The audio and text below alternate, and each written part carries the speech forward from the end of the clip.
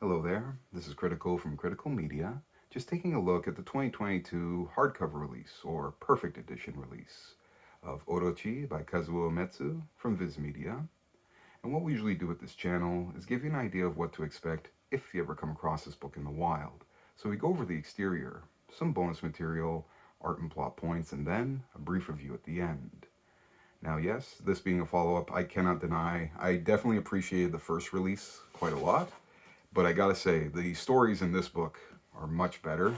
Maybe it's just because they're more diverse.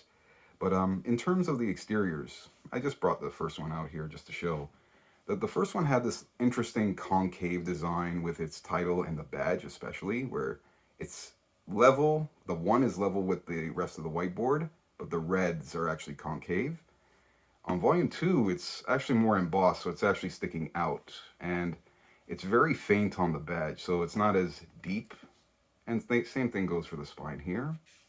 So is a small gripe. Would I wish they were a bit more consistent? Yeah, but they're consistent in other ways enough that it doesn't bother me too much, right? But one can always hope.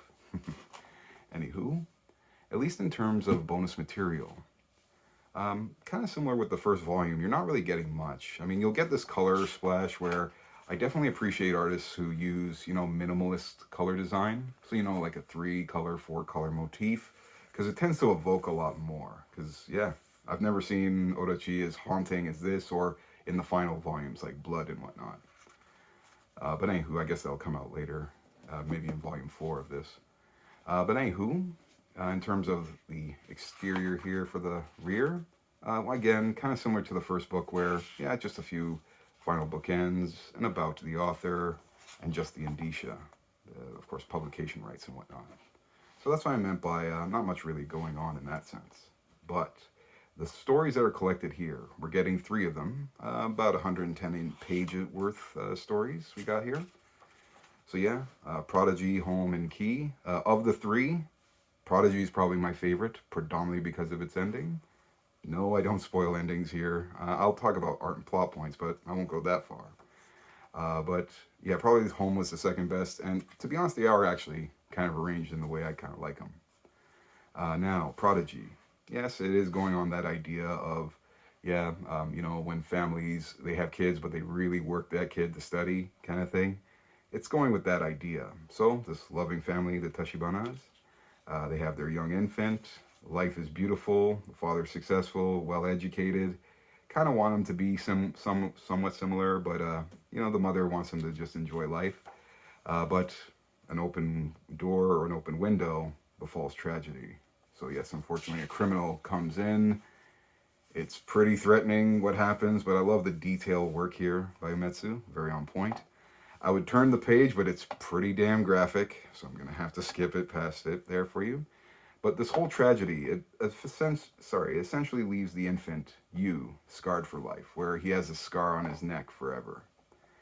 And all of a sudden, his mother takes a completely different anima. Now she wants him to be a bookworm. Now she's very strict with him and his study habits.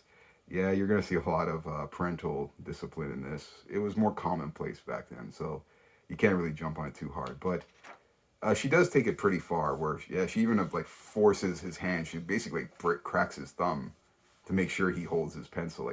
That's what I mean by the level of strict behavior.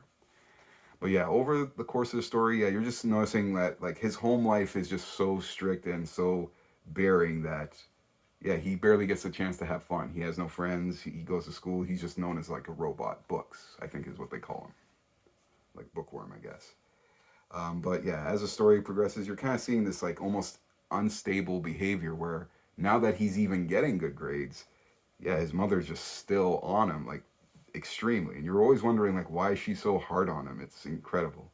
So yeah, Orochi, she's more of an observer. She's kind of like the audience member as well, the reader, where you're kind of wondering too, what the heck is going on here? Why is she so strict with him? He keeps passing his exams and whatnot, and it gets to a point where yeah, he learns something. It makes him despondent, and you have your action scene with, as usual, Orochi just pointing and saving the day. That's her blood magic, I guess, working for her. But yeah, it follows this character's life all the way up until near adulthood, where he's now entering university exams. And I don't want to say too much, but there's a big revelation early in the story that leads toward its ending, and it's such a satisfying ending. Like it can happen in real life. Not much supernatural business going on here. Now, in terms of Home, the follow-up story, yeah, now we got a little taste of the supernatural. So yeah, again, it's another kind of Genesis life story kind of thing where it follows this one character. And yeah, just sets up right. He's a good dude. He tries to do the right thing. He grows up. He goes to the city, under the whim of his best friend. His best friend scams him, and he ends up becoming a thief essentially in the criminal underworld.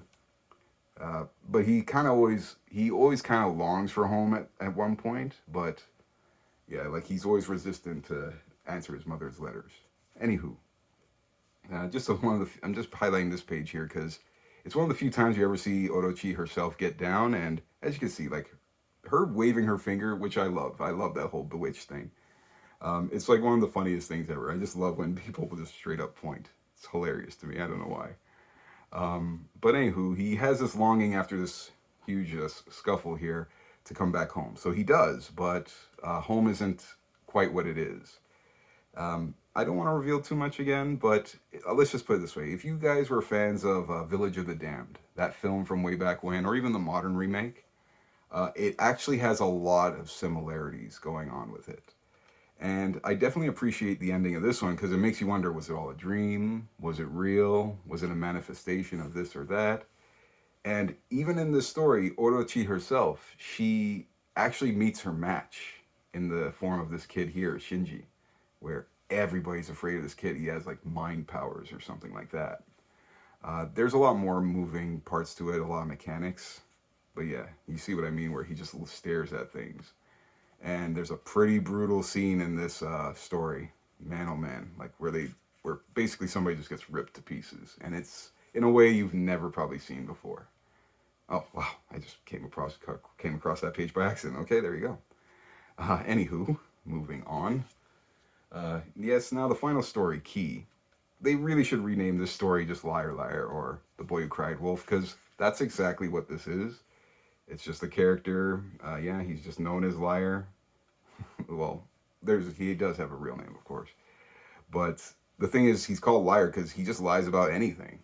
He's just a brat that way. And yeah, again, with the parental discipline here, again, it was a product of its times. Don't jump on it too much. But he basically witnesses something, and nobody will believe him. Go figure. Boy Who Cried Wolf.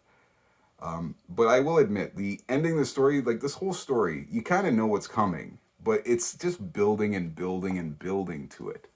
And that's what I noticed about Umezu. I made this mistake in the first volume where he meanders a lot. Like he does a lot of storytelling that doesn't affect the story, you'd think. But it's all serves as a red herring because you don't see what's coming on the next page or the ending, which definitely works. It definitely helps this story at least stay interesting because it does kind of repeat itself a little too much. But when it does reach its big catharsis, it's very unique. Let's just put it that way. There's times where you like this kid, but there's also many times where you're just like, this kid's just a straight up brat. As a matter of fact, that by the end of the story, you're like, yeah, he's still a brat at the end of the day. But yeah, there's this thing where Umetsu's not afraid to make children the victims of horror, right? But I will admit, unlike the second story with that paranormal aspect, this one, it is grounded in reality. This can so happen. The only part that really is special is when Orochi just interferes a little bit with her magic. But otherwise, it's very tasteful. Like I like how Umetsu doesn't use her too much to break what's going on. Like she won't interfere unless it's absolutely necessary. So I like how things just play out as they're supposed to, like a pedestrian life almost. But yeah, the whole cat and mouse aspect of this story, definitely unique. But of the two volumes so far, I actually like this stories in this book a lot more. Like I said, the first one, Prodigy, it for some reason resonated with me very much so.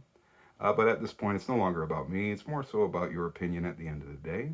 And I wouldn't mind seeing those comments down below if you've either come across this or maybe looking for other works from Umezu. You know, like Drifting Classroom or Baptism. Baptism was the reason why I know about Umezu. But anywho, I hope to see you guys in the next video nonetheless. Y'all folks take care.